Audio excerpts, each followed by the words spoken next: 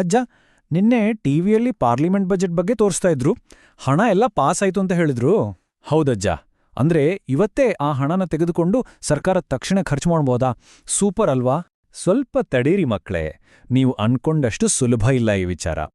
ಅಂದ್ರೆ ಪಾರ್ಲಿಮೆಂಟ್ ಹಣ ಅಪ್ರೂವ್ ಮಾಡಿದ್ಮೇಲೆ ಡೈರೆಕ್ಟಾಗಿ ಖರ್ಚು ಮಾಡೋಕ್ಕಾಗಲ್ವಾ ಅಜ್ಜ? ಹೌದಲ್ವಾ? ಪರ್ಮಿಷನ್ ಸಿಕ್ಕಿದ್ಮೇಲೆ ಇನ್ಯಾಕ್ ಕಾಯ್ಬೇಕು? ತಕ್ಷಣ ತೆಗೆದುಕೊಳ್ಬಿಡ್ದು ತಾನೆ? ಇಲ್ಲ ರಾಹುಲ್, ಬಜೆಟ್ನಲ್ಲಿ ವೋಟ್ ಆಗಿ ಪಾಸ್ ಆದ್ರೂ ಹಣ ಮುಟ್ಟೋಕೆ ಮುಂಚೆ ಇನ್ನೊಂದು ಅತಿ ಮುಖ್ಯವಾದ ಸ್ಟೆಪ್ ಇದೆ. ಇನ್ನೊಂದು ಸ್ಟೆಪ್ ಇದೆಯಾ? ಅದೇನು ಅಜ್ಜ? ಅದನ್ನೇ ನಮ್ಮ ಸಂವಿಧಾನದ ಆರ್ಟಿಕಲ್ 114ರ ಪ್ರಕಾರ ಅಪ್ರೋಪ್ರಿಯೇಷನ್ ಬಿಲ್ ಅಂತ ಕರೀತಾರೆ. ಅಪ್ರೋಪ್ರಿಯೇಷನ್ ಬಿಲ್ ಅಂದ್ರೆ ಸರಳವಾಗಿ ಹೇಳ್ಬೇಕಂದ್ರೆ ಹಣ ಬಳಸಲು ಅಂತಿಮ ಅನುಮತಿ ನೀಡುವ ಕಾನೂನು. ಒಮ್ಮೆ ಹೇಳಿ ಅಜ್ಜ, ಆಲ್ರೆಡಿ ಬಜೆಟ್ನಲ್ಲಿ ಅಪ್ರೂವ್ ಆಗಿದೆಯಲ್ಲ, ಮತ್ತೆ ಯಾಕೆ ಇನ್ನೊಂದು ಪರ್ಮಿಷನ್ ಬೇಕು? ಅಜ್ಜ, ಇದನ್ನ ಒಂದು ಸಣ್ಣ ಕಥೆ ಮೂಲಕ ವಿವರಿಸ್ತೀನಿ, ಕೇಳಿ. ಈಗ ಮನೆಯಲ್ಲಿ ನಿಮ್ಮಪ್ಪ ನಿನ್ಗೊಂದು ಆಟಿಕೆ ತಗೊಳ್ಳೋಕೆ 500 ರೂಪಾಯಿ ಕೊಡ್ತೀನಿ ಅಂತ ಮಾತು ಕೊಟ್ಟಿರ್ತಾರೆ ಅನ್ಕೋ. ಓ, ನಂಗೆ ರಿಮೋಟ್ ಕಂಟ್ರೋಲ್ ಕಾರ್ ಬೇಕು. ಸರಿ, ಆದ್ರೆ ಅಪ್ಪ ದುಡ್ಡು ಕೊಡ್ತೀನಿ ಅಂತ ಮಾತು ಕೊಟ್ಟ ತಕ್ಷಣ ನೀನು ಹೋಗಿ ಅವರ ಪರ್ಸ್ನಿಂದ ಡೈರೆಕ್ಟಾಗಿ ಕ್ಯಾಶ್ ತೆಗೊಳ್ಬೋದಾ? ಅಯ್ಯೋ ಇಲ್ಲ, ಅಪ್ಪ ಖಂಡಿತ ಬೈತಾರೆ. ಕೇಳ್ದ್ಮೇಲೆ ಅವ್ರ ಕೈಯಿಂದಾನೇ ಫೈನಲ್ ಆಗಿ ಇಸ್ಕೋಬೇಕು. ನಿಖರವಾಗಿ ಬಜೆಟ್ನಲ್ಲಿ ಹಣ ಅಪ್ರೂವ್ ಆಗೋದು ಅಂದ್ರೆ ನಾವೀ ಕೆಲ್ಸಕ್ಕೆ ಇಷ್ಟು ಹಣ ಕೊಡ್ತೀವಿ ಅಂತ ಮಾತು ಕೊಟ್ಟ ಹಾಗೆ ಅಷ್ಟೇ. ಓ, ಅಂದ್ರೆ ಬರೀ ಮಾತು ಕೊಟ್ಟ ಹಾಗೇನಾ? ಹೌದು.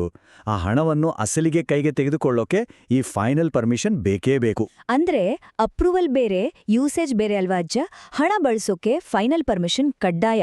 ಬಹಳ ಸರಿಯಾಗಿ ಹೇಳಿದೆ ಮೀರಾ. ಈ ರೂಲೆಲ್ಲ ಹಣಕ್ಕೂ ಅನ್ವಯಿಸುತ್ತಾ ಅಜ್ಜ? ಹೌದು ಪುಟ್ಟಿ.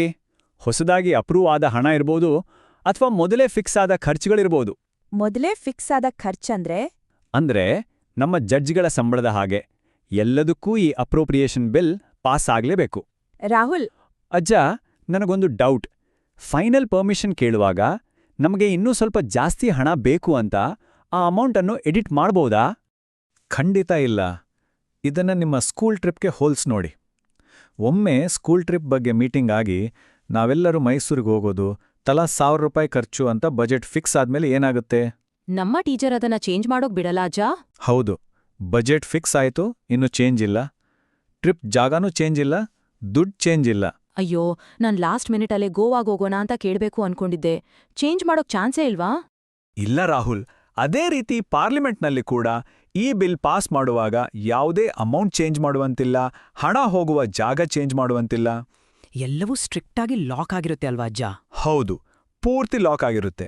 ಅಂದ್ರೆ ಈ ಸ್ಟೇಜ್ನಲ್ಲಿ ಆಗೋ ಡಿಸಿಷನ್ಗಳು ಫೈನಲ್, ಯಾವುದೇ ಎಡಿಟಿಂಗ್ ಅಲೌಡ್ ಇಲ್ಲ ಅನ್ನೋದು ನಮ್ಗೆ ಕ್ಲಿಯರ್ ಆಯ್ತು. ಅಜ್ಜ, ಈ ಹಣ ಎಲ್ಲ ಎಲ್ಲಿರುತ್ತೆ?